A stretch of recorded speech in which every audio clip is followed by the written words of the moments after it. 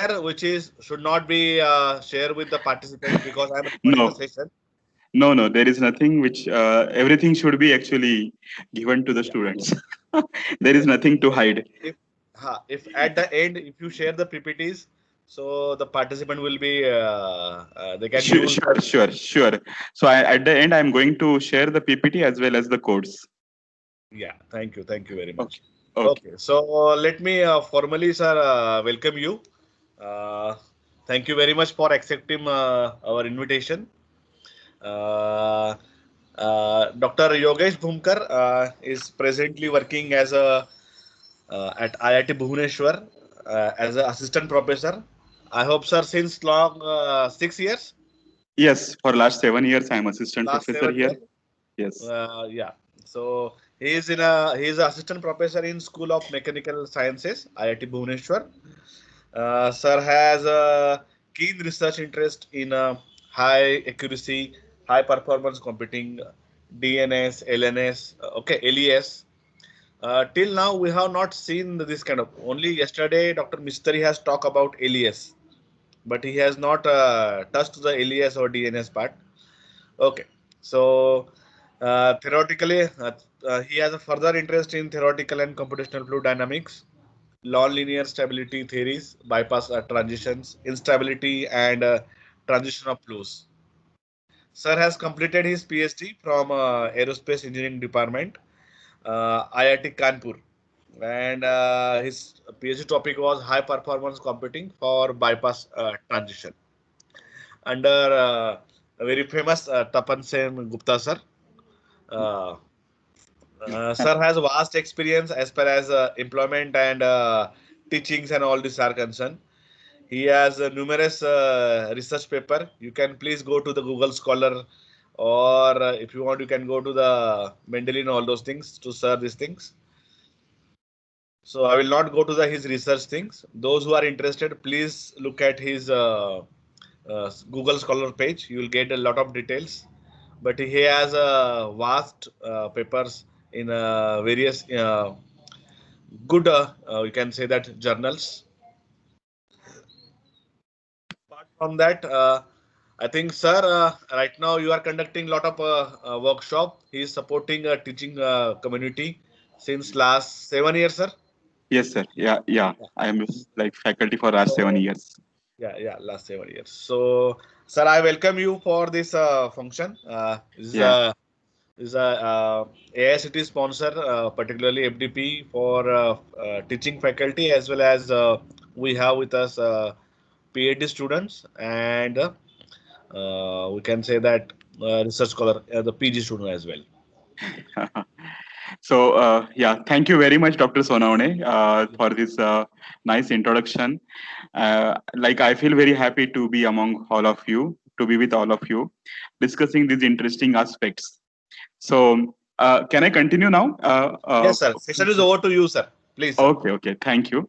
So, the first session is from 9:30 to 11 o'clock. So, I will like to stick to time.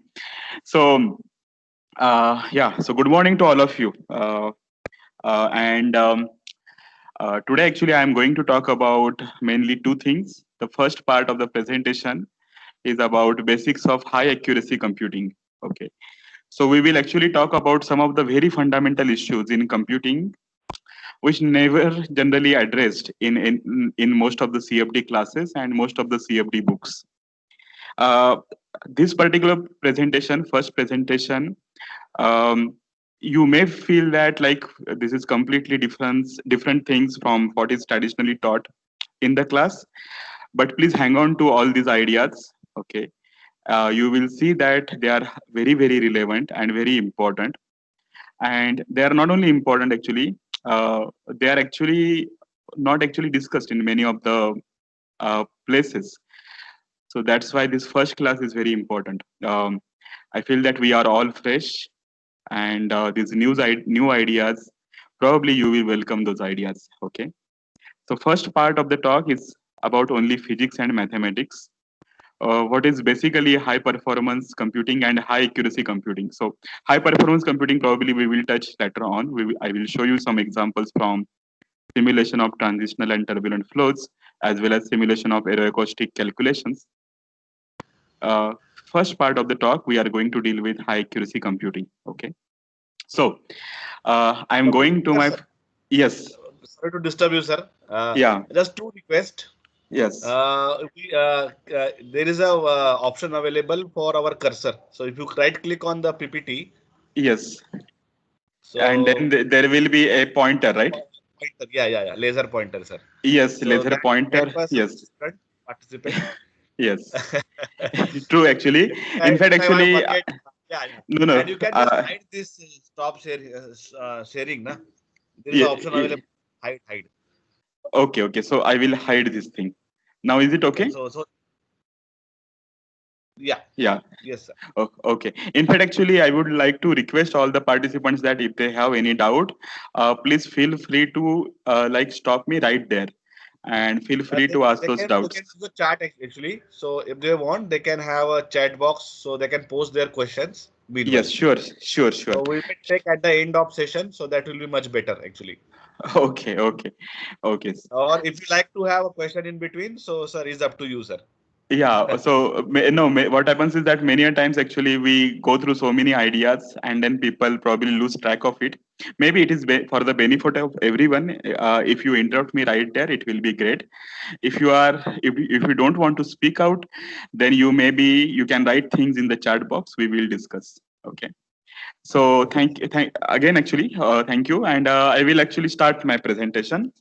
So this is actually my first slide, the concept of a fluid and continuum hypothesis. I do not actually have to read this particular slide. I have included it just actually to have a very basic introductory slide. We all know actually how fluids are defined. We know that fluids basically deform continuously under the action of shear stress, no matter how small that shear stress is.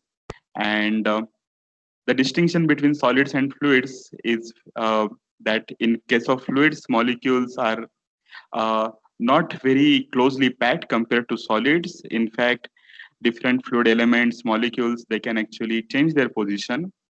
Fluid can flow actually.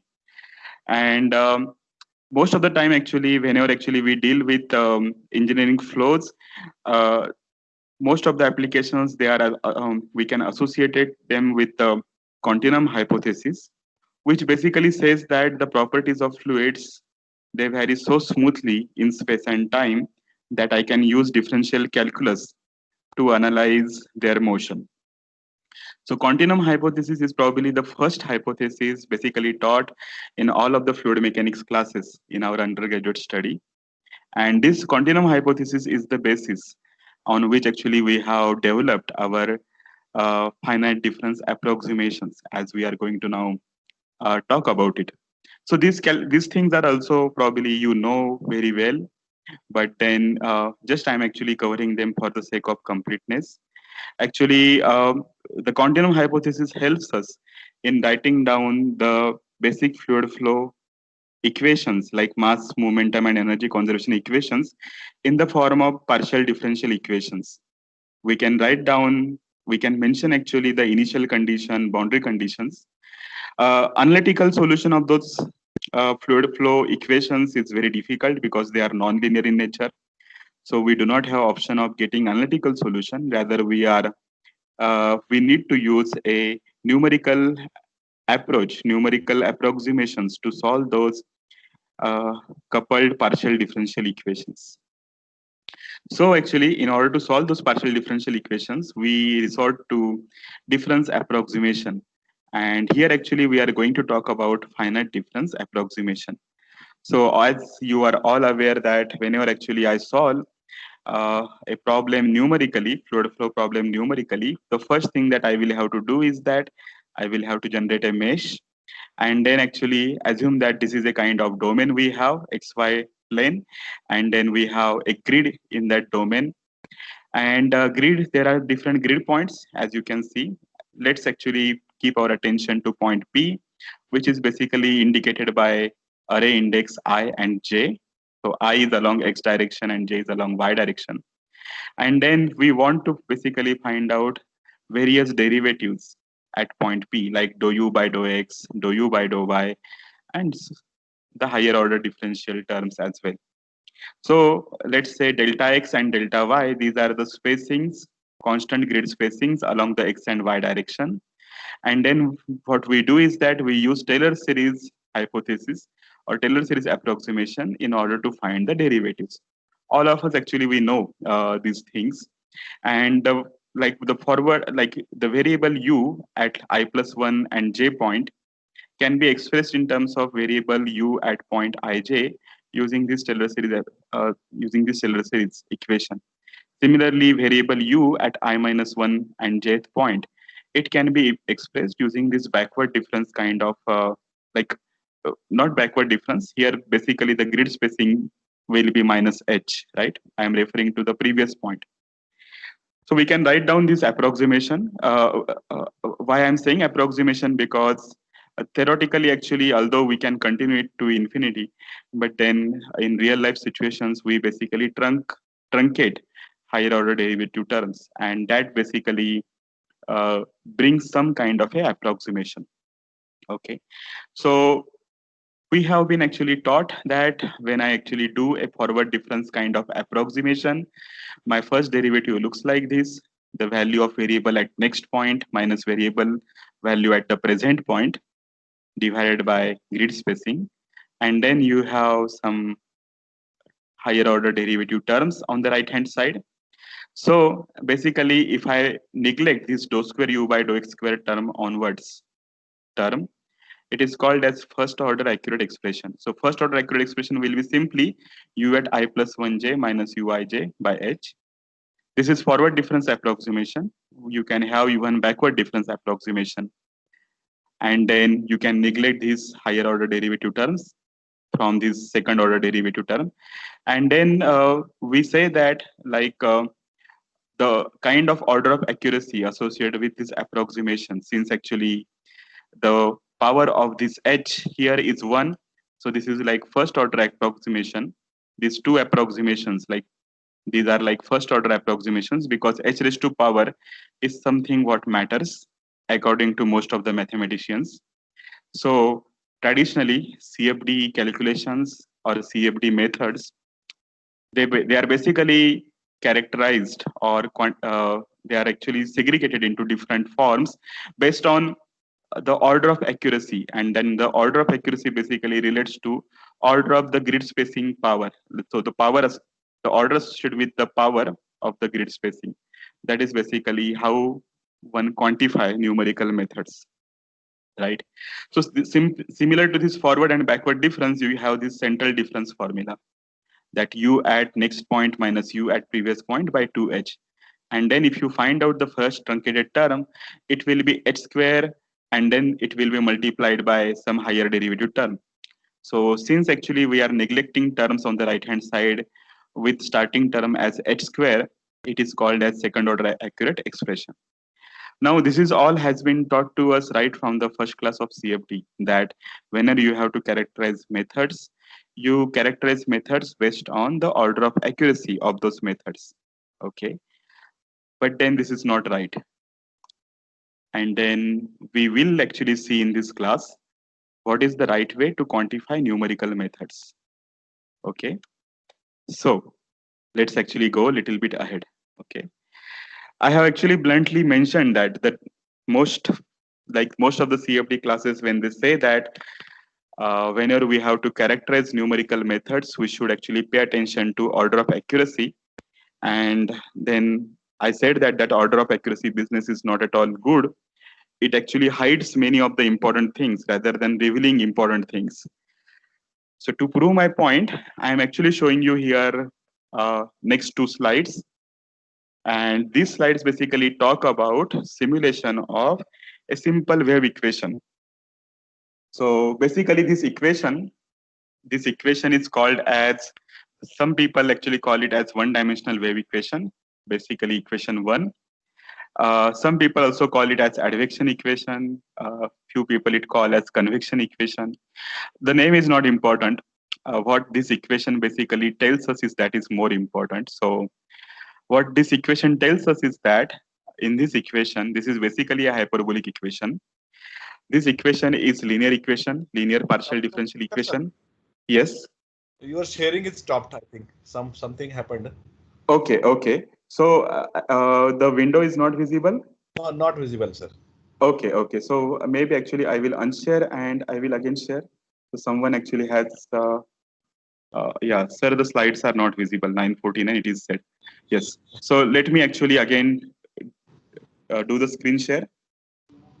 Okay. Uh, is my screen is visible? Yeah, it's Yeah, visible, sir. it's okay. Please. Yeah. Okay. Huh. So yeah, thank you actually for telling me this thing. Yeah, yeah, yeah. Huh. So please feel free to say whatever you It's want. a new era actually. We are doing online stuff, so it's all new experience actually. Yes, yes, actually in class actually we are able to see our students, we are able to read their faces. Now everything is invisible, it is like shooting in the dark.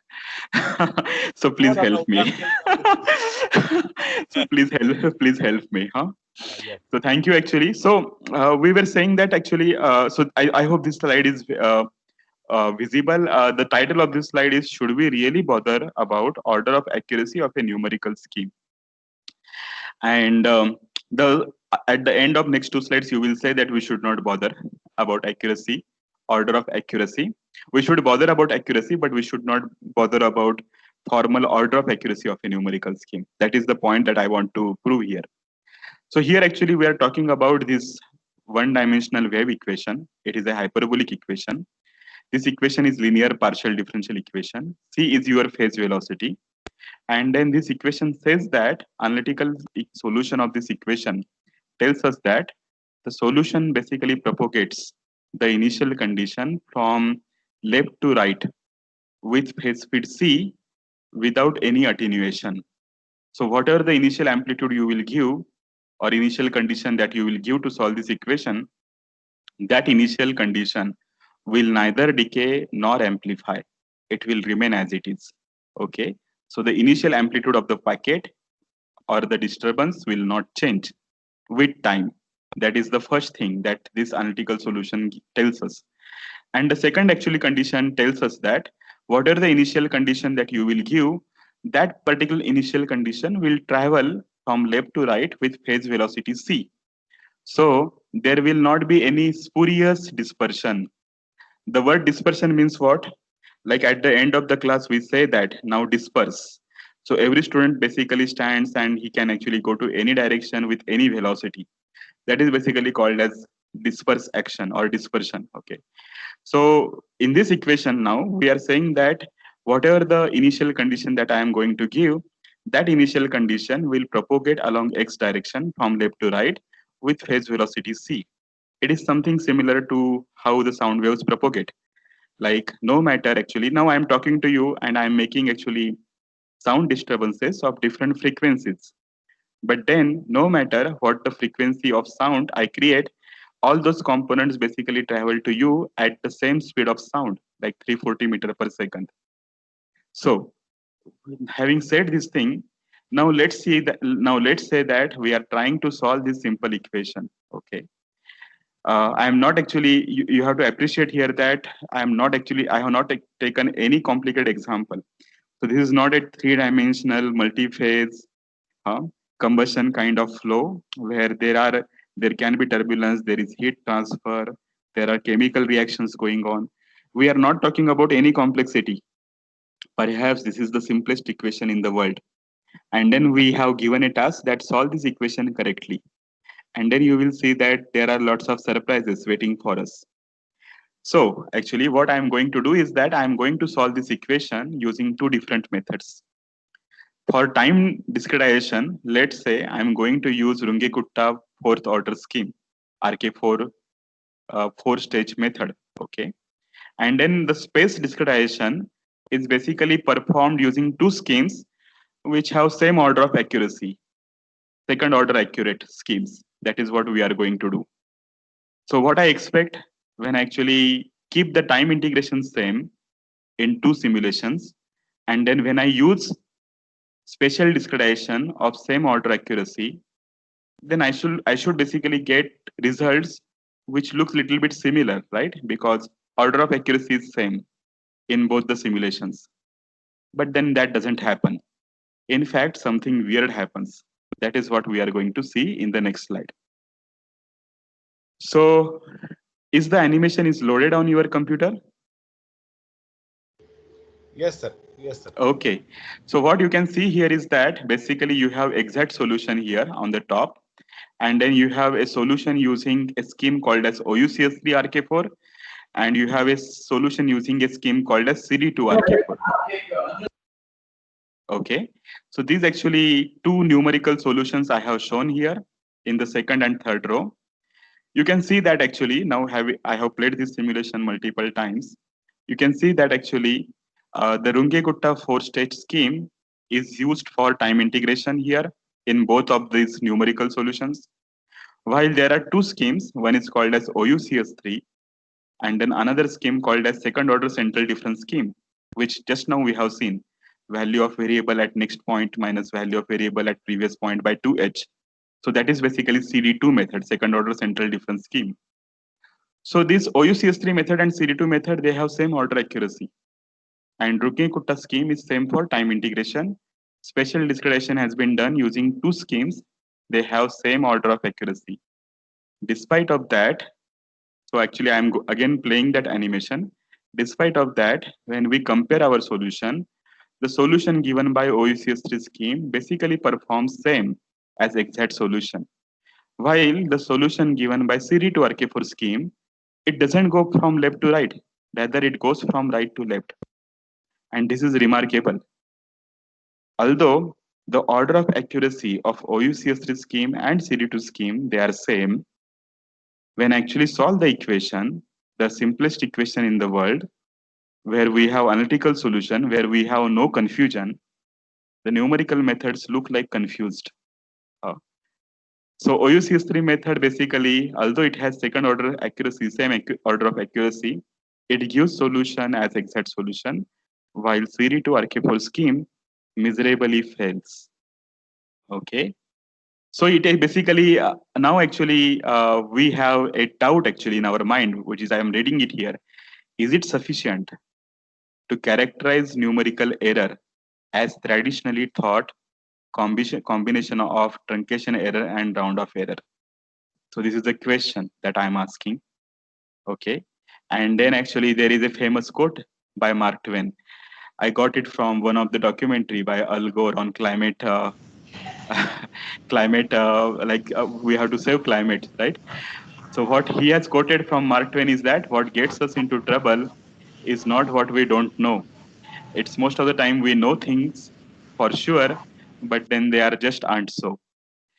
So actually, we landed many times in trouble because we take many times things for granted. We think that we know those things, but then probably we don't know those things. And this is basically the point from which today's lecture or today's couple of lectures we are going to take. So I hope you understood my point that even though two methods they have same order of accuracy, the kind of results that we will get they can be completely different. And then this has real life significance. So here actually we are solving a governing partial differential equation, right? And then that solution of that governing partial differential equation, one solution is right, other solution is wrong. So how to say which solution is right and which solution is wrong? It, like you can place yourself like some like let's assume that we are like working in the area of climate sciences, and then there is a cyclone in the Bay of Bengal, let's say close to Vishakhapatnam, and then actually responsibility is given on our shoulder that we have to predict path of cyclone. Will it go and hit Bhubaneswar or will it go and hit Chennai? And then the life of people in Bhubaneswar and Chennai, they are at stake. Like if you actually use a method something like CD2RK4, it may happen that cyclone prediction instead of going to Bhubaneswar, it will go to Chennai, right? And people in Bhubaneswar and Chennai both will be upset with you because of wrong prediction. Although it doesn't happen in real climate flows, climate prediction, because you will see that this is high wave number component that we are talking about. But then actually we have to worry about such kind of wrong prediction by numerical methods. The point here actually we have to appreciate that just like humans, numerical methods, they are also susceptible to diseases. And those numerical diseases we have to worry before we even start even a particular simulation. What are those diseases we are going to talk about in this lecture? Okay, so with so much amount of Dr. Lokesh, yes, a small query regarding that yes, CD2 and OUC, OUCS3 simulation, what is the yes. difference between them? Can you throw some light on Yes, that? so the CD2 scheme is basically a traditional explicit finite difference scheme of second order, while Okay. OUCS3 scheme is a compact scheme. It is an implicit scheme and it has same order of accuracy, second order accurate. Okay. Okay, but then see the difference is that merely second order accurate scheme doesn't make solutions same as per Okay. our expectation. So order of accuracy is just redundant. That is what is we are trying to say here. We should not worry about order of accuracy, but rather we should have a way to quantify numerical methods in more appropriate manner. Okay, so that is what we are trying to characterize numerical methods based on uh, some deciding parameters, which will be now we are going to talk about. So did I answer your query, sir? Yeah, okay, sir. Please go ahead. I think you Okay, raised a very okay. valid point, very interesting starting, I Yeah, think. Good, good. yes. Please go ahead. So, So sir, yeah, yes. this, Please. this OUCS3 is a point sort of scheme. It is a basically a finite difference scheme. It is implicit scheme. It is a compact scheme. So in this actually, like the traditional explicit schemes, we can directly get the derivative. For OUCS3 scheme, you will have to solve set of linear algebraic equations in order to get value of derivative at a particular point. Okay. Okay.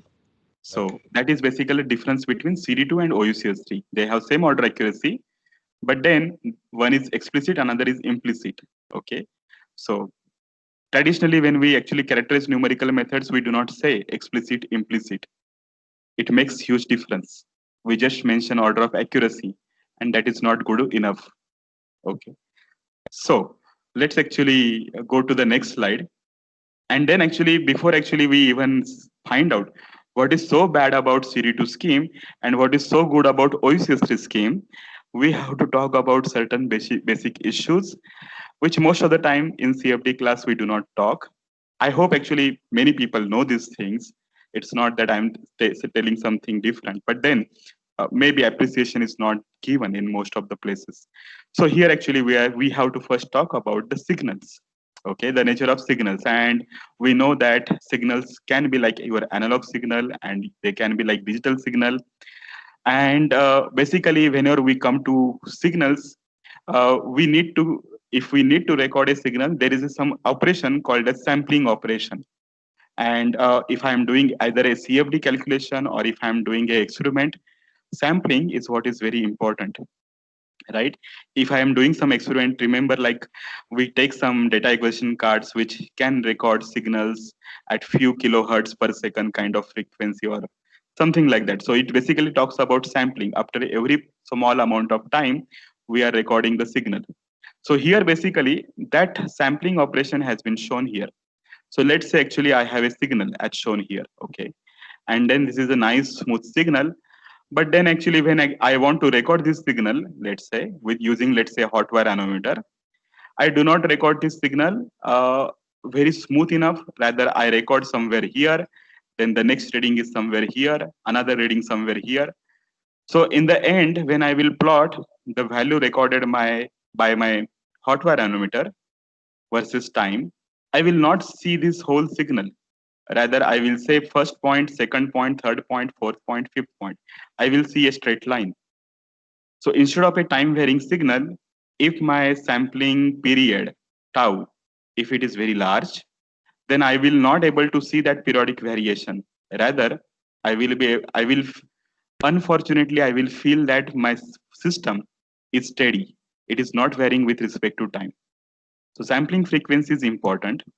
And let's say that instead of like one here and one here point, let's say if I put 1 point, second point, third point here, then I will actually basically lose information in between, but just I will able to get information at these top points.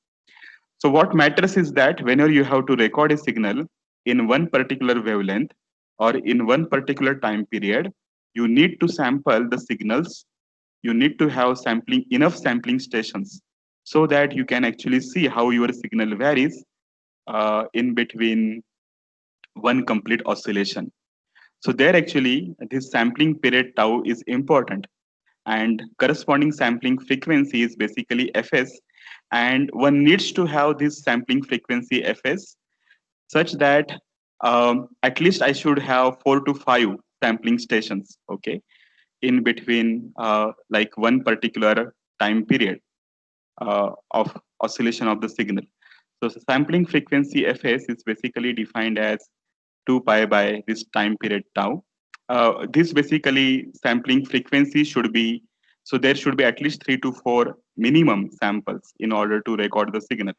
We are going to discuss it in next couple of slides. Okay. So we talked about these samples, right? If you have, let's say, this is a signal which is basically sampling stations are given by these bubbles. This is adequately sampled signal. So in between two sampled signals, we lose the information, but still at least we are able to see the basic nature of the signal, right? So this is adequately sampled signal. If I do not adequately sample this signal, rather let's say I sample signal somewhere here, then somewhere here, again somewhere here. So sampling period is same in between two samples. Okay. In the end, when I will try to actually connect all the dots, I will end up in seeing this kind of a low wave number or low frequency kind of oscillation as compared to the original high frequency oscillation. And then this low frequency oscillation, which is basically we are feeling, it is basically because the wrong sampling that we are doing. So this is called as aliasing error. Okay. The frequency has been, initial frequency has been aliased to some another wrong frequency, that is called as aliasing error. People in electrical engineering, electronics, computer science, they very much deal with these signals, and they are very much actually okay with this idea about alias signals. But then many times actually we have seen this example, like if we look at some fan which is rotating at very high speed, sometimes it appears to us that the fan is rotating in the opposite direction with a very low speed. So that is basically the fan blades are rotating with such a very high revolutions per minute. The sampling frequency of our eye simply is not able to adequately sample that rotating blade position. Instead, then we see, instead of high frequency, we see some kind of a low frequency. So this sampling is very important. I'm actually stressing so much on sampling because it has direct connection to what kind of time step should I choose in my calculation delta t. What kind of grid spacing should I choose in my calculation delta x? All those things basically depend upon this very important fact that if I have to resolve a wave correctly, then in one particular period, I should basically at least have 3 samples. In one particular period, I should have basically 3 samples. So basically, I just actually here will like to make here a point. So assume that you have a signal, something like x of t is equal to a cos omega t plus phi, right? So in this signal, basically, we have what we know is that basically with respect to time, uh, basically, this particular signal is basically going to change. So this is something like x of t. I may give this something like z or something. X is my variable. X is changing with respect to time, and its variation is given here. A is my amplitude, omega is my circular frequency, and phi is my initial phase. So in this equation, like this simple equation, number of unknowns are 3: amplitude A, frequency omega, and phase phi. So if we want to know actually important information about this wave, what I will have to do is that I will have to at least in one particular oscillation, I will have to put at least 3 sampling stations. Okay. So 3 values of x of t and then 3 values of time. If I put it here, I will be able to determine A, omega, and phi accurately. If I do not put these 3 points in one wave, like I shown here, instead I put something like this, then I end up in basically having some kind of a aliased error, right? So let's say that we are putting three sampling stations in one wave. Those three sampling stations will give us information about amplitude of the wave, frequency of the wave, and phase phi. So that's why people say that in one particular wavelength, you should have at least three sampling stations. Most of the time, we do not have three stations, we have more than three, something like 10 sampling stations in one particular oscillation. So that basically, in order to resolve the signal adequately, something like shown here. So that basically gives us very one important limit that is called as Nyquist limit. What that Nyquist limit says that your sampling frequency should be twice bigger than frequency of your signal. Okay. So we have something like called as sampling frequency. Okay. So I'm sorry here that the signal frequency f. Okay. So what actually I mean here is that fs is basically my sampling frequency. That sampling frequency should be twice bigger than your signal frequency. So f is your signal frequency. There is some writing problem here. So signal frequency is basically f, and sampling frequency is fs. Okay. So I'm actually writing here. Okay. So I hope you have understood this particular point that we have to worry about sampling. And that is the same reason actually, whenever we have to buy a mobile phone, we actually look at how much amount of pixel size it has when it takes a photograph, right? 5 megapixel, 10 megapixel. It basically defines that what is the sampling that will be there when it clicks the photograph. So sampling is very important and it has direct relation with our CFD. Okay.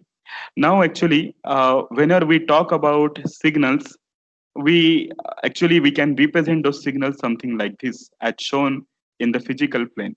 So here your variable x, which is varying with respect to time. Basically, its variation is shown here, x of t versus time t. You have amplitude a1, frequency f1, and phase phi1. And then, as an engineer, we are interested in finding out information about this signal. Amplitude A1, F1, and phi1, they are unknown, let's say. So what happens is that many times, actually, we do not have such kind of simple monochromatic signal. Rather, our signal in the real world, like if you put a hot wire anemometer probe and if you measure the velocity in a wind tunnel, that velocity looks something like this. So there is not one frequency, there are multiple frequencies present in it. Okay. So real life situation is very complex. Let's not worry about that real life situation. We will focus our attention to this particular simple signal. We know that this simple signal has one frequency, one amplitude, and one phase. If I want to show this information in the physical plane, so this is basically your physical plane, x of t versus time. And this information basically is called as spectral plane. Okay. So I'm actually sorry if you are getting bored with this kind of information, but believe me, these things are not talked adequately. So please don't get bored. Huh? No, So so this what is this actually a new yeah, things actually. yeah, yeah. This is interesting. Yeah, thank you very much for that. What we want to say is that basically this particular picture and this picture, they are same. So what this picture says is that this is plot of amplitude versus frequency. So we know that in this our signal, we have one amplitude and one frequency.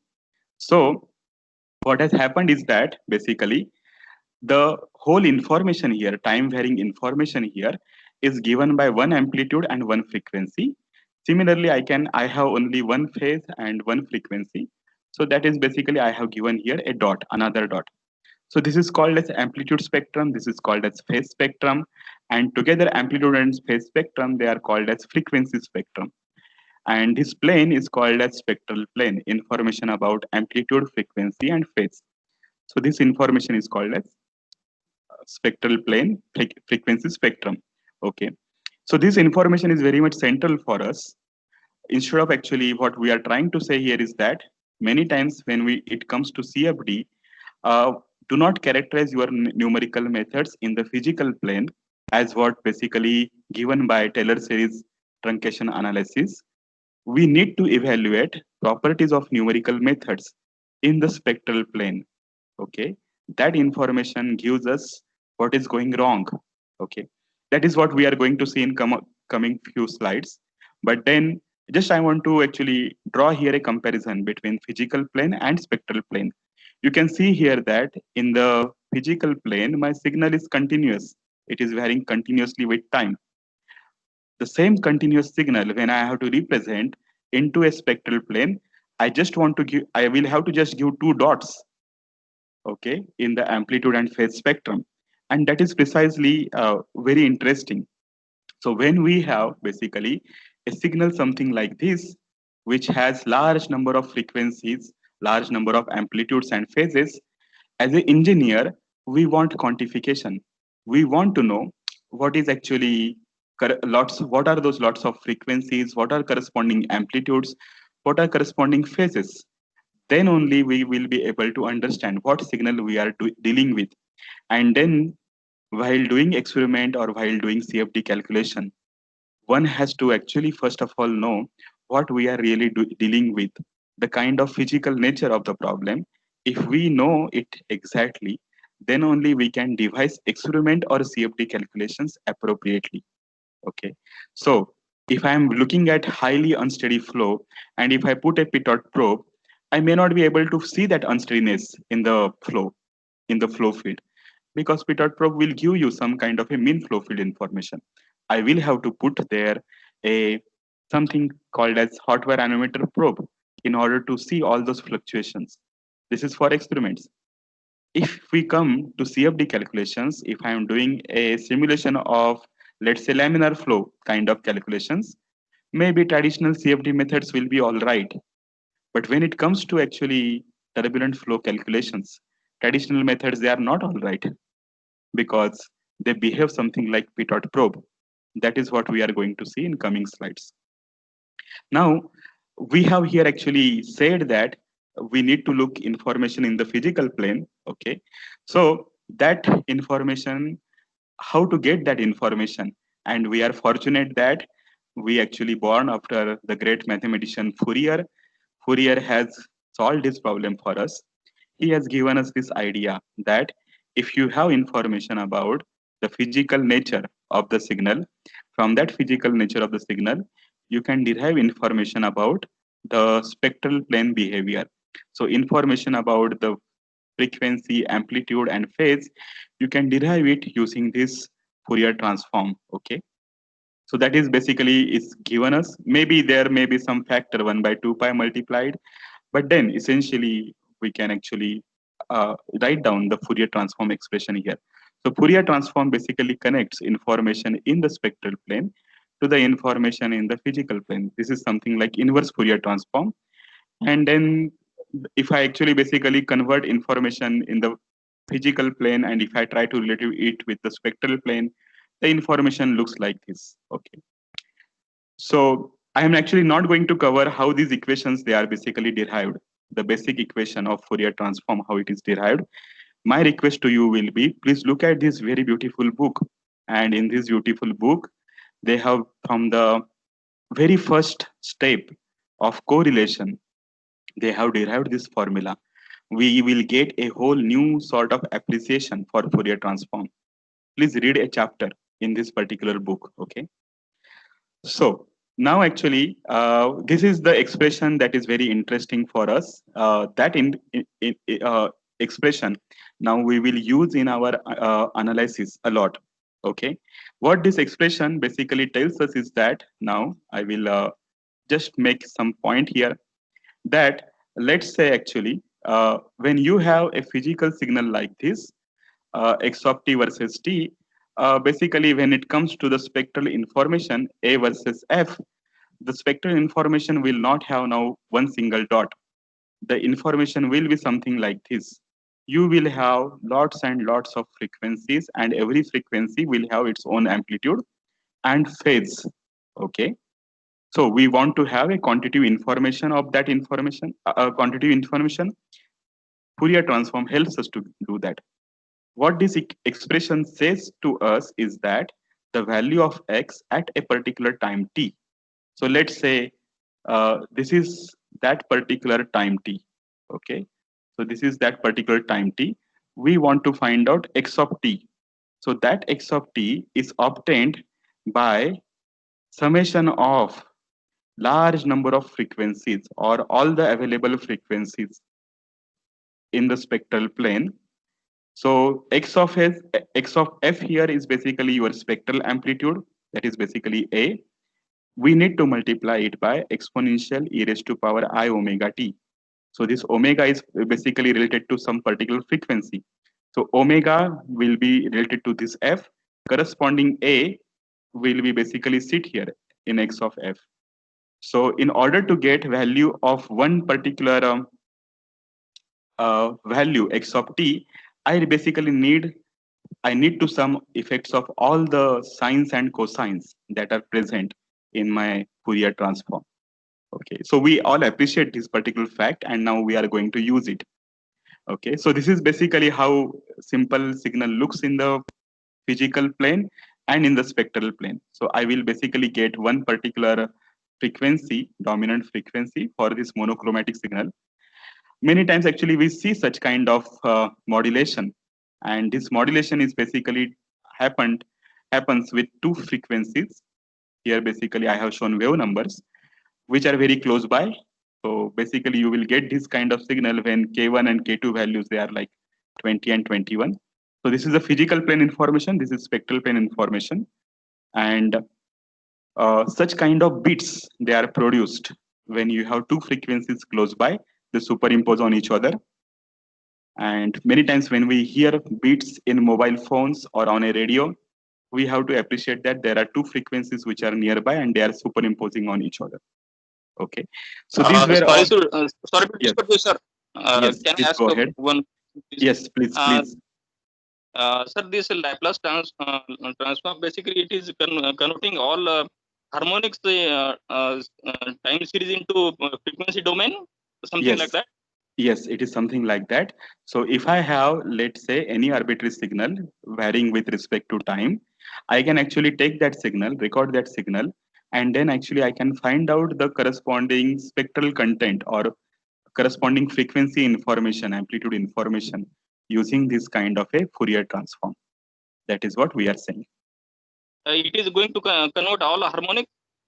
It is going to convert, but then actually we have to appreciate here the part that we need to adequately sample the signal, and then we need to adequately sample the signal for a particular sufficient amount of time. So when it does that particular thing, then only we end up in getting all the information from the signal. Okay. Okay, Thank you, sir. so yeah, so the point here I want to make here, like you have raised very interesting point. The audible frequency is something like 20 hertz to 20 kilohertz, right? So when I talk about 20 kilohertz signal, the signal will be varying very rapidly in time. So the sampling period delta t will be very very small, like something like few milliseconds or few microseconds kind of thing. But then if I create a signal with a low frequency, let's say 20 hertz, in 1 second the signal is going to just oscillate 20 times. So I need to actually record the signal at least, let's say, 5 to 10 seconds in order to, let's say, quantify it correctly. Now actually when we are doing CFD, we are basically stuck up with a problem. We not only have low frequencies, we have high frequencies as well. So the sampling value of delta t has to be very very small, and then we have to perform signal calculations to a very large time, because there are low frequencies present in your domain. So in order to see those low frequency oscillations, you have to compute to a long time. Okay, so that is why I said that when we do calculations or when we do experiments, we need to understand what is the physical nature of the problem that we are dealing with. Okay, so let's actually go to our next slide. All of these slides basically they were very basic slides, and maybe actually here I will coming few slides, they are basic slides only.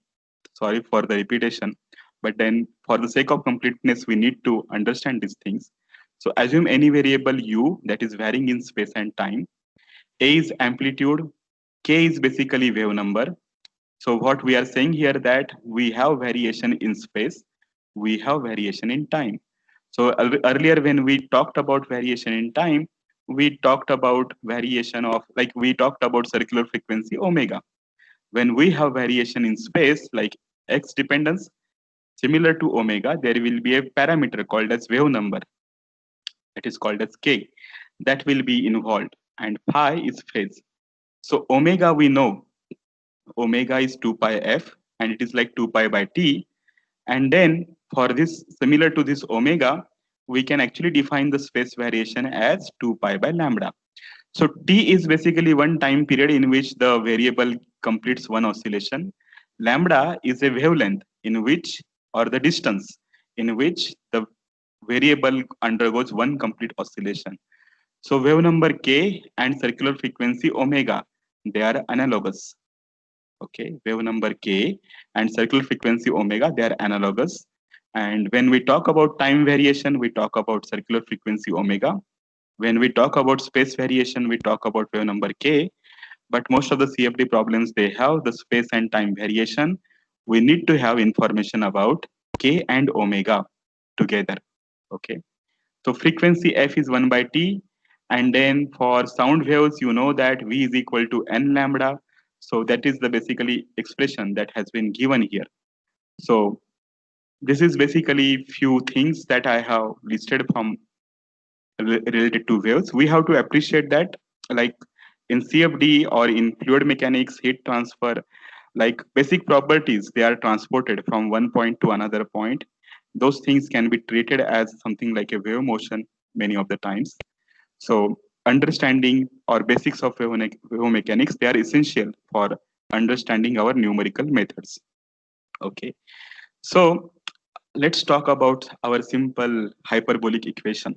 Okay, this is a wave equation, and precisely now from this point onwards, things are going to become even far more interesting.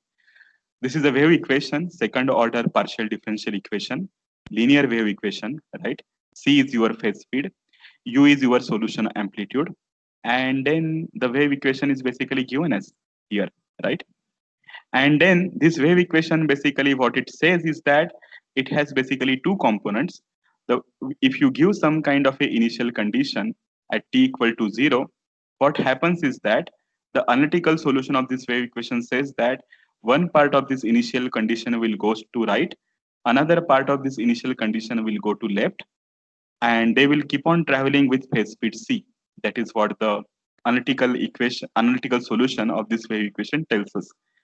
Now, let's actually take the small portion of this wave equation, and that is basically like dou u by dou t plus c dou u by dou x equal to 0. Okay, so this is a one-dimensional wave equation. This equation says that whatever the initial amplitude you will have here, it will propagate with phase velocity c from left to right. Okay, so the variable u of at xj comma t. So xj is value of variable at the jth grid point, and then t, it means value of the variable at time t.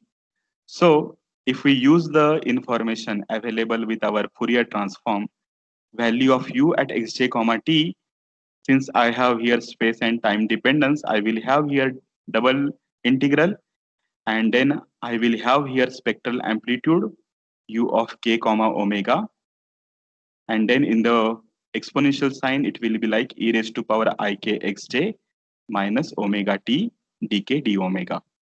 Okay, so this is the information for the physical plane, and this is the information for the spectral plane. Both these informations, they are same. Okay, this is just looking one into another kind of exercise. So we are just trying to say same thing again and again. Things on the left hand side and things on the right hand side, they are essentially same. This is the physical plane information. This is the spectral plane information.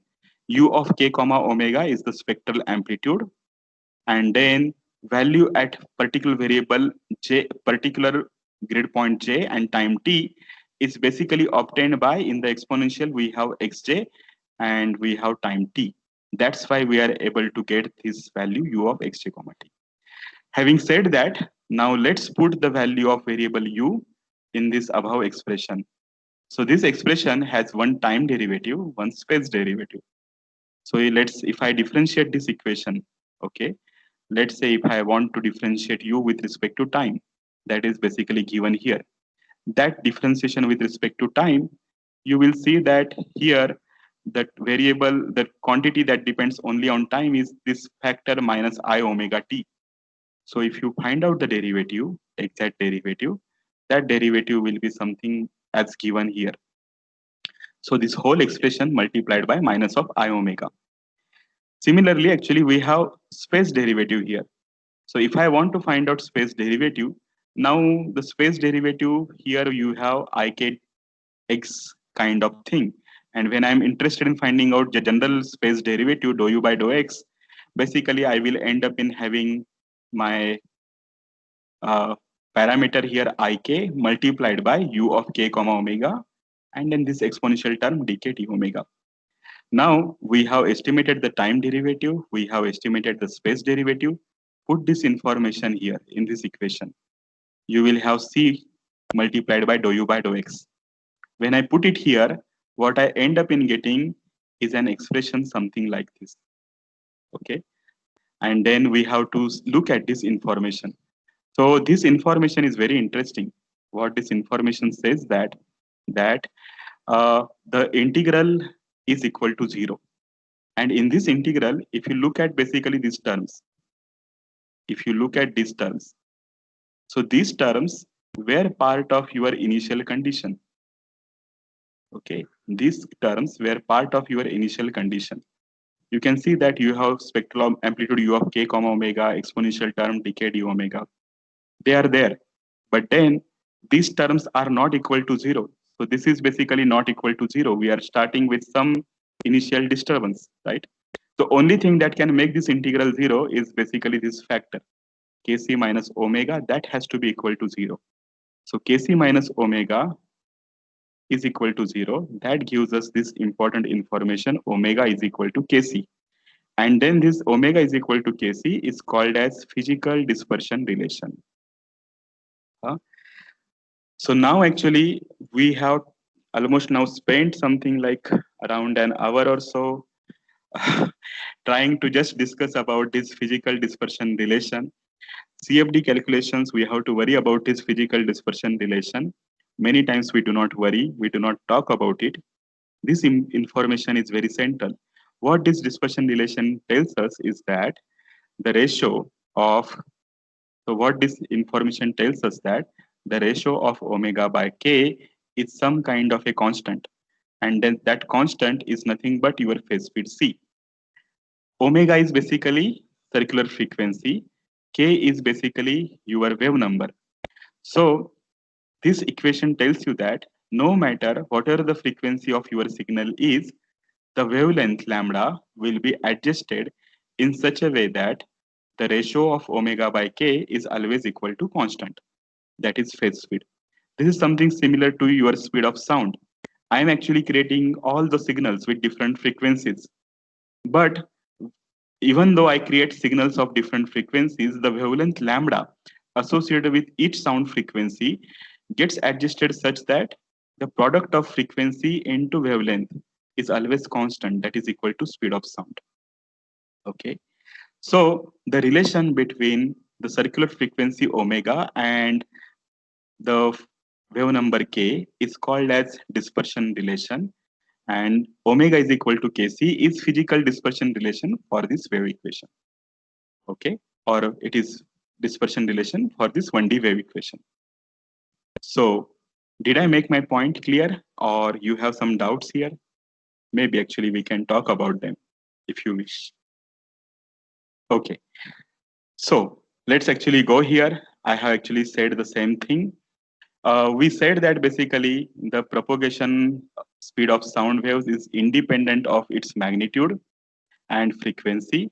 Sound disturbances basically propagate at a constant phase velocity or group velocity. Remember, like many times we do not talk about group velocity much. We know that phase velocity a little bit, but then group velocity, we do not pay attention to it. And please do not get offended. I'm continuously saying that we are not discussing. this is what I felt, and then I'm actually sharing my experience. It may not actually be here. So basically, relationship between wave number k and circular frequency omega is termed as your dispersion relation, and then that is given here. Why we are so much emphasizing on dispersion relation? That is what now we are going to see here. And here actually I'm going to show you a clip from one of the experiment which were conducted in National University of Singapore by my advisor, Professor T.K. Sen Gupta and Professor T.T. Lim. Okay. So this is video from their actually experiment. And what this experiment does is like it discusses about flow over a flat plate. So flow over a flat plate, we know that there will be a boundary layer, right? There will be a boundary layer. And in this experiment, what is done is that on the top layer of this boundary layer, they have put a circular cylinder that undergoes rotation as well as it undergoes translation. Okay. So whenever actually this cylinder rotates and moves over this boundary layer, it basically affects flow inside the boundary layer. Remember that cyclone at Vishakhapatnam gives us wind in Bhubaneswar. So basically this circulatory motion does induce velocity field. So whenever I have such kind of disturbance that is traveling over my boundary layer, it disturbs basically flow inside the boundary layer. And then it can undergo flow separation, and then flow instabilities will be there. So what is shown in this particular experiment and subsequent calculations is that the propagation speed of this rotating cylinder is very important. If this cylinder moves very quickly, nothing happens. If this cylinder moves very slowly, nothing happens. But if this propagation speed of this cylinder is within certain speed, there are interesting things that happen. So I am starting actually that particular video, experimental video. You will see that there is a cylinder that rotates here. Okay. And then there is a flat plate, vertical flat plate on which there is a flow happening. Okay. And yes, so sound is not there. Maybe you can see it for corresponding. So counterclockwise. So they have injected some dye here, and then water is moving from right to left, and the cylinder is rotating and it is moving. You can see here some kind of a disturbances. They are basically getting created. Okay. That has resulted in flow separation. Okay. So initially they have told you that what is the translation speed, what is the rotation speed, all those things they were discussed in this, right? Yes, so this is one thing. Now actually they are increasing the velocity to 0.385 times velocity, free stream velocity. Again, you will see that there will be some actually boundary layer will get actually scalped out of the plate. So the flow will no longer be able to attach to the plate. There will be some kind of a flow instability. Still maybe a minute or two are there for this video. Okay. Now the rotation is different, and then the velocity is like 0.19 times the velocity of free stream.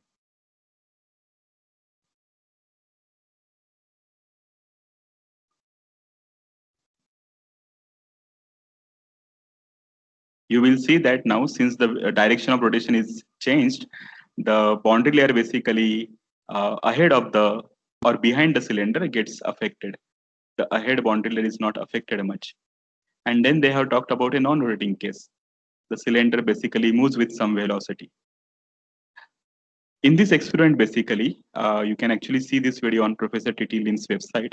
In this experiment, it is clearly shown that the propagation speed and the rotation speed of the cylinder matters. That can make the flow turbulent. Okay.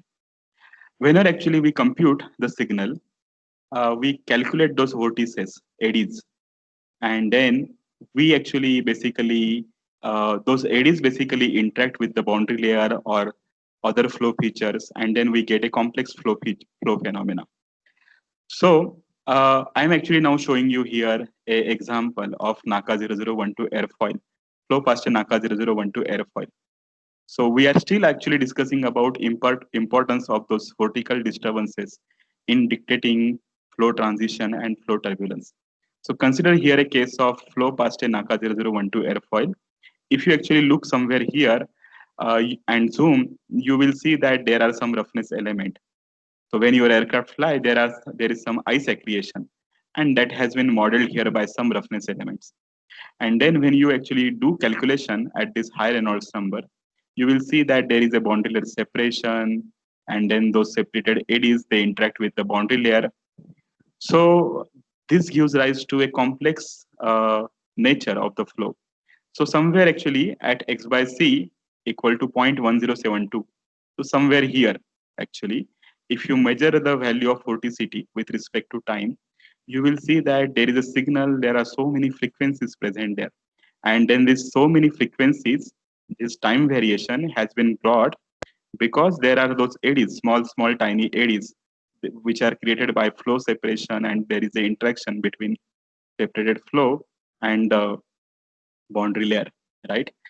So that's why this time variation is coming. Imagine that now your numerical method somehow doesn't actually calculate propagation of these eddies correctly. Something similar to the animation that I have shown you before for one-dimensional wave propagation equation. So we have seen that the CD2 RK4 signal went in the wrong direction. Imagine that this eddy, instead of moving in the downward direction, this eddy move in the front direction. What will happen is that it will result in completely different flow phenomena.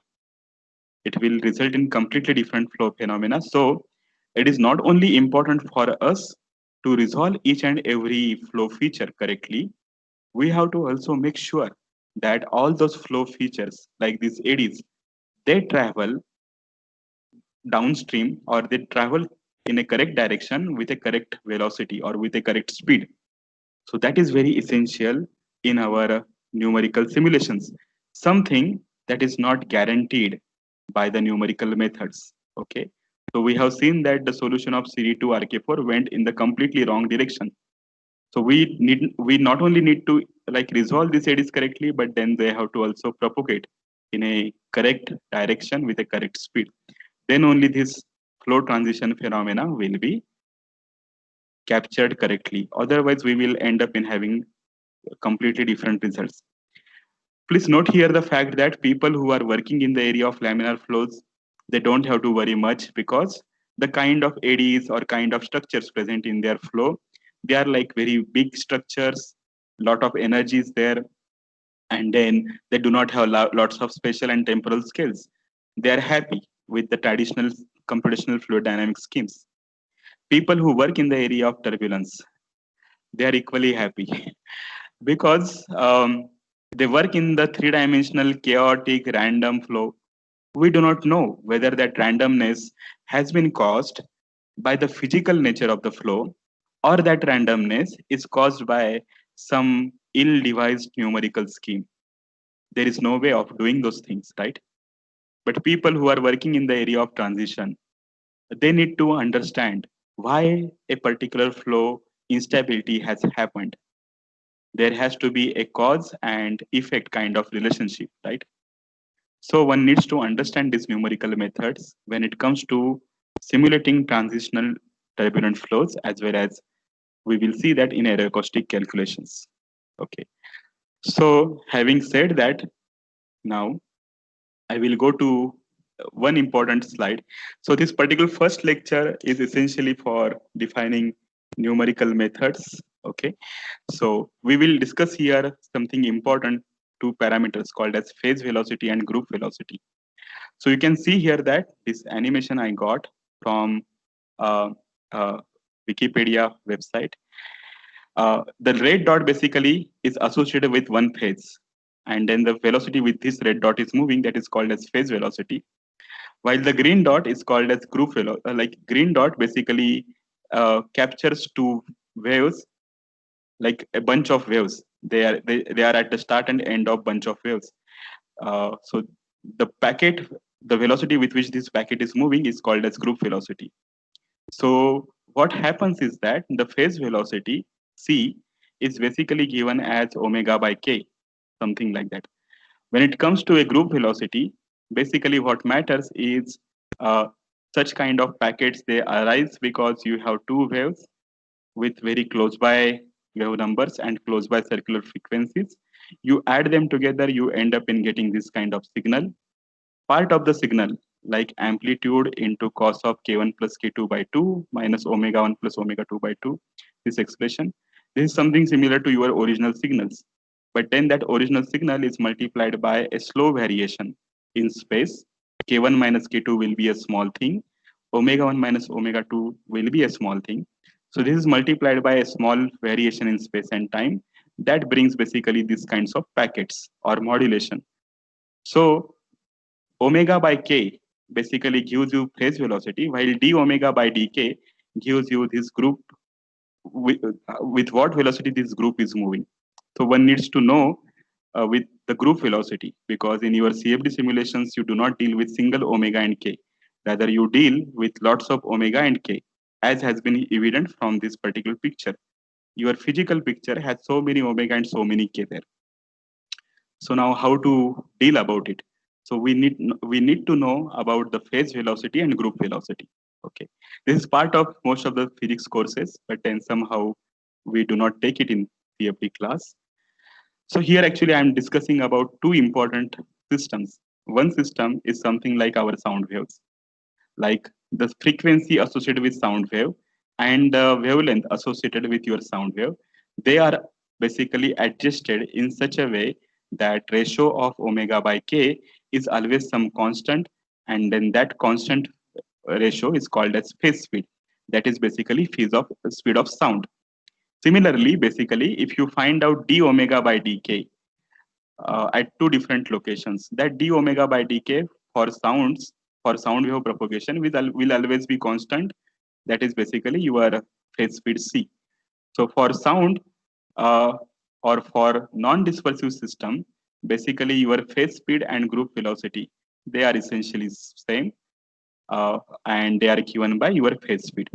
Okay, so this is something like sound wave propagation, sound waves. Okay, remember we are talking here about dispersion relation, omega versus k. We have something like Navier-Stokes equation where we do not know really dispersion relation, but then we know for sure that the omega and k, they do not vary something like your sound waves.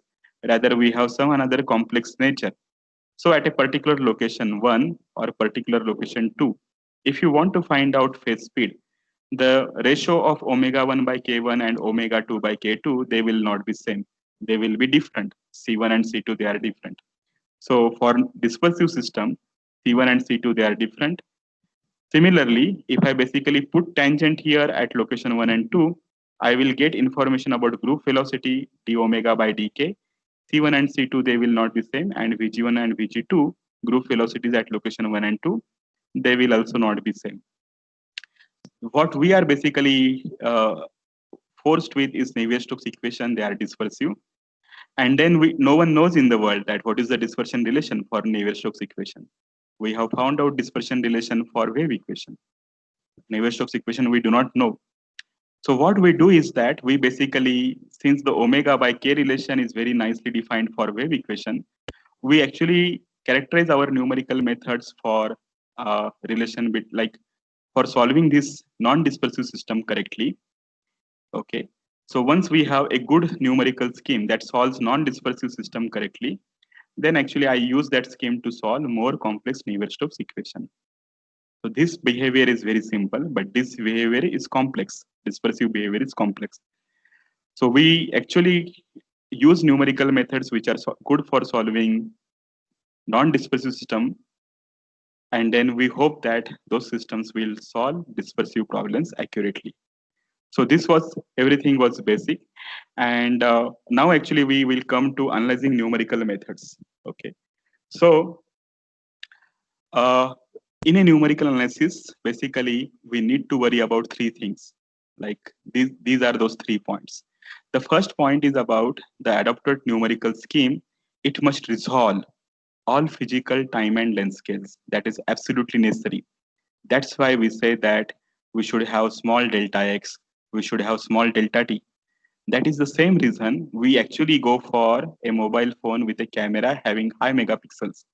We need to resolve all the details available in front of us. The second point is that now this point is again counterintuitive as compared to what is taught in most of the CFD books. This second property says that the numerical scheme must be neutrally stable. The word neutrally stable is very important. We are saying that numerical scheme should not be, or numerical scheme must not be stable or unstable. Rather, numerical scheme should be or must be neutrally stable. What this neutrally stable means, we will discuss now. Uh, what happens is that, let's say you are actually sitting inside a room and then you do not actually operate a fan or a air conditioner. Temperature in the room basically remains constant if we assume that there is no heat flux poured inside this room. But then if I actually start burning wood inside the room, the temperature will increase because there is a physical mechanism that is involved in rise of the temperature. Instead of burning wood, if I start air conditioner, the temperature inside room will decay, right? It will come down because there is a physical mechanism that is bringing down temperature inside the room.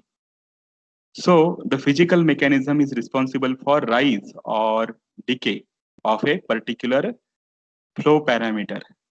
Numerical methods, they are crazy. Even though there is no physical mechanism available, numerical methods or numerical schemes can themselves cause amplification or attenuation of your signal. And that is a source of worry. So when you say that numerical scheme is stable, you essentially say that even though you do not operate air conditioner in room, if you actually simulate using your stable scheme, you will end up in lowering the temperature inside your room. That is what you are saying. If you deal with the stable scheme, because it is trying to damp out the physical nature or physical behavior of the signal. Okay. So we say that numerical scheme on itself should not do anything. It should remain neutral to the physical nature of the solution. It should not try to amplify or attenuate by itself. The physics behind the problem should amplify or attenuate your signal. That is all we are saying. And third point is very important point. The third point is basically each and every resolved wave number component must propagate its phase and energy at correct phase speed or correct group velocity. That is very essential. If they do not propagate at correct velocity, they will have completely different interaction and we will have numerical chaos instead of the physical chaos. Okay. So what is said is that numerical systems should not bring any spurious dispersion. Okay. So they should remain neutral actually.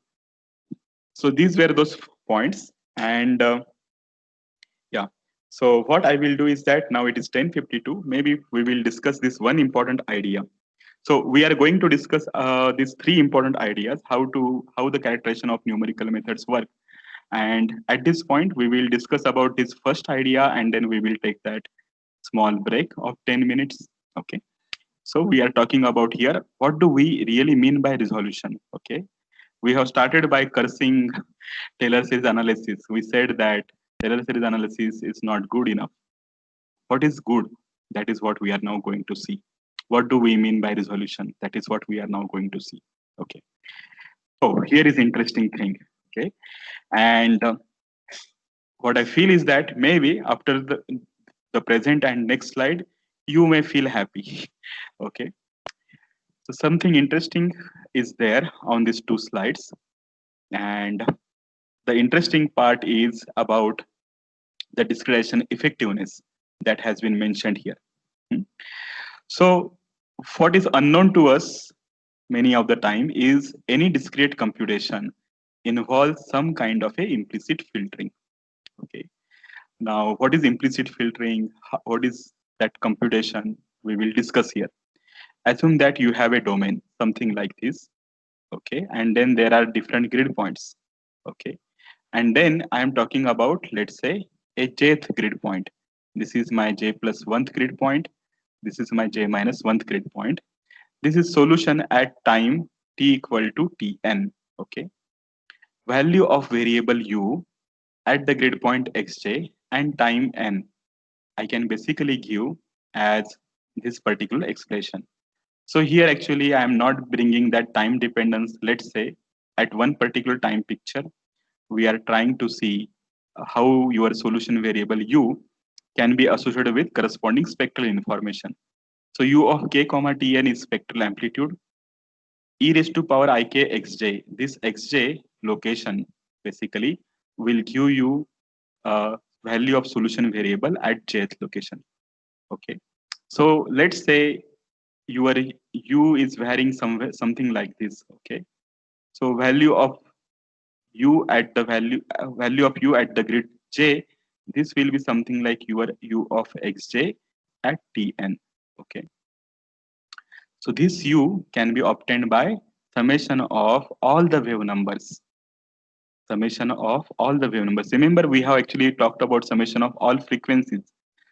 So frequency is when actually we have time dependence. Wave number is when we have space dependence.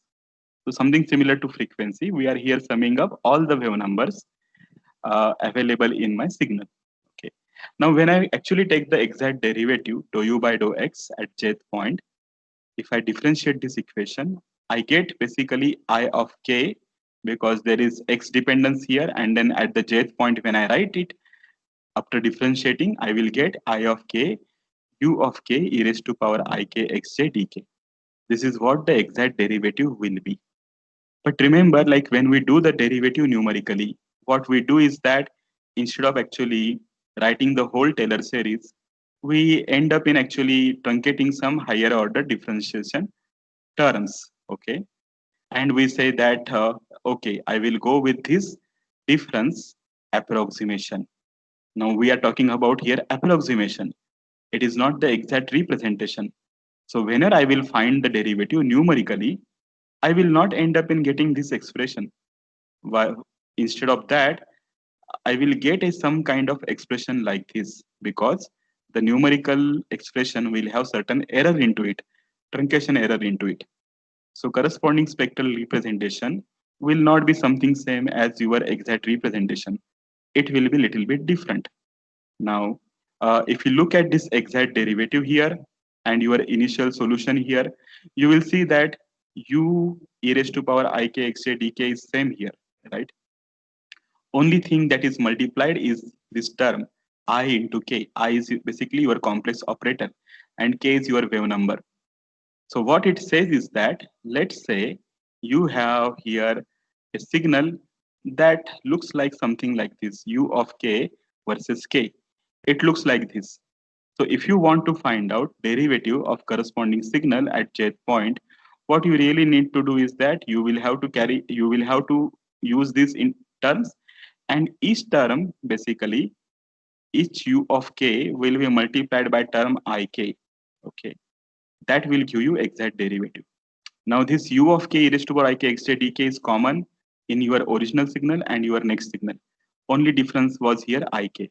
So if this exact derivative and numerical derivative, if they have to be different, that difference will be brought by this additional term called as k equivalent by k. Okay, and this k equivalent by k term, if it would not have been there, numerical derivative would be equal to exact derivative. But we know that numerical approximation will bring certain amount of error. Sorry for that. So this expression and this expression, they will be different. So k equivalent by k will be different, right? So ideally it should be equal to 1, but it is not equal to 1. That is what we are going to see. Maybe actually you can read this particular book. Very nice information has been given in this book. It is by Professor Sen Gupta, Cambridge University Press book. It is one of the books that addresses all these fundamental issues. So I hope that this particular point is clear, that since the exact derivative and numerical derivative, they have to be different because of truncation error, we end up in basically getting this additional parameter k equivalent by k for a particular numerical method. This parameter is going to be different for different methods. This parameter also changes with respect to wave number. What is that? How it is related to a numerical method? Now that is what we will see. Okay. And let's actually talk about evaluation of this parameter k equivalent by k. I hope that now you will agree that most of the classes we do not talk about this kind of feature, k equivalent by k. It's very essential, and let's see how to estimate this k equivalent by k for a simple scheme, simple explicit discretization scheme. So here basically the discretization effectiveness we are calculating for this second order central difference scheme CD2. The value of derivative is equal to value of variable at next point minus value of variable at previous point by grid spacing 2h. H is grid spacing 2 into h, right? So exact derivative, if you look at the previous slide, it is simply what? Ik into u of k e raised to power ik xj dk. This is the exact derivative representation. That is again what I have basically written here. Same thing I have written here. The variable u at xj, I can write it using this kind of representation, spectral representation. Now instead of xj location, if I want to write down xj plus location and for xj minus 1 location, because they are basically involved here, right? So u at j plus 1 and u at j minus 1, if I have to write down, it will be something like uk e raised to power ik xj. Now that j will be replaced by j plus 1, something like here. And similarly, for j minus 1, I will have here j minus 1 instead of this xj location. Okay. So when I actually use this expression for j plus 1 and j minus 1 term, basically this xj plus 1 is nothing but e raised to power ik xj into e raised to power ik h. And same thing here, it will be e raised to power ik xj minus e raised to into e raised to power minus ik h. Okay. Now if I put this information for u of j plus 1 and u of j minus 1 in this expression, in our this numerical expression, what I get is that a expression something like this. Don't have to feel bad about this expression. In this expression, we have u of k e raised to power ik xj is common. Dk is common. What is not common is e raised to power ikh and e raised to power minus ikh. They are basically summed together here in this bracket. And then this 2h basically I can take outside the integral. If you simplify this relation, e raised to power I theta minus e raised to power minus I theta, it will give you 2i sine theta, right? 2i sine kh. That 2 and this 2 will get cancelled and you will get this expression. I sine kh u of k e raised to power ikx dk by h, right? If you look at this expression for dou u by dou x, this is like your numerical expression, right? If you look at this numerical expression and corresponding exact expression, you will see that u of k e raised to power ikx dk is common. This is all these things are here. And then if I want to put here ik, I can put here ik and I can put here k.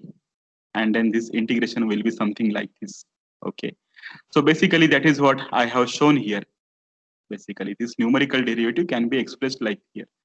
And then this k equivalent by k, this k equivalent by k for the numerical method, you will see that it is like sine kh divided by this kh. That is the factor I have listed here. So now we have estimated this k equivalent by k. This is wonderful. How does this k equivalent by k looks like? So if I actually go to a screen and if I write down k equivalent by k, it is something like sine kh by kh. And if I want to actually plot the variation of sine kh versus kh, we know that basically ideally this k equivalent by k, in order to have exact representation numerically, in order to have no error, k equivalent by k should be always equal to 1.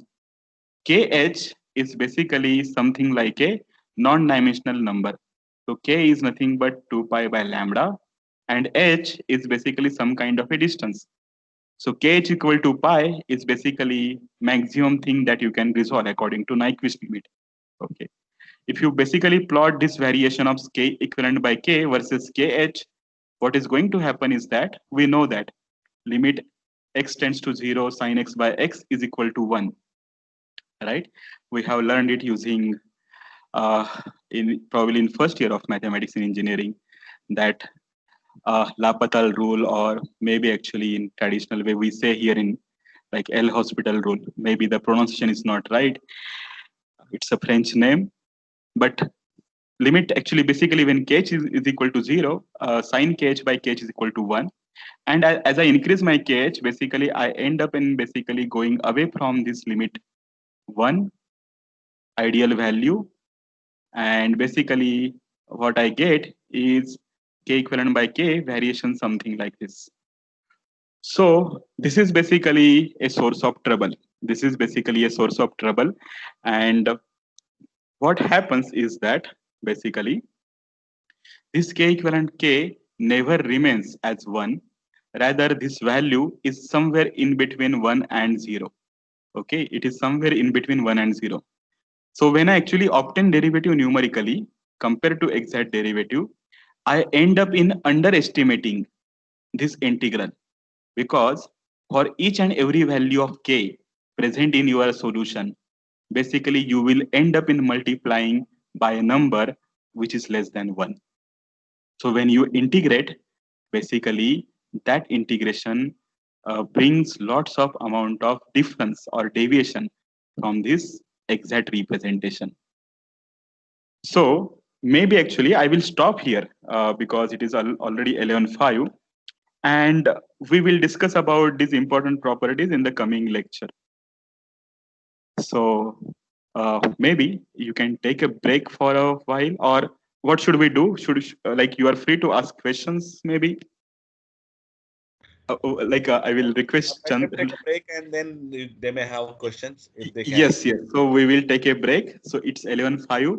May I request you actually? Can we meet at 11:15? Yeah, So I'm. sir. Of course, sir. It's Yeah, yeah. So I'm not we tired of have already speaking. planned a break for 15 minutes. So if Okay. you have, you can come back by 11:20. Okay. So Yeah, we are yeah. listening. Actually, you are speaking, so you are having a more stress. Okay. No, no, no. I'm happy actually while spending time with you. I'm just actually feeling bad that maybe actually I will not end up in taking all the things that I want to take. So maybe actually we can meet at 11:15 after 10 minutes break. Will it be okay?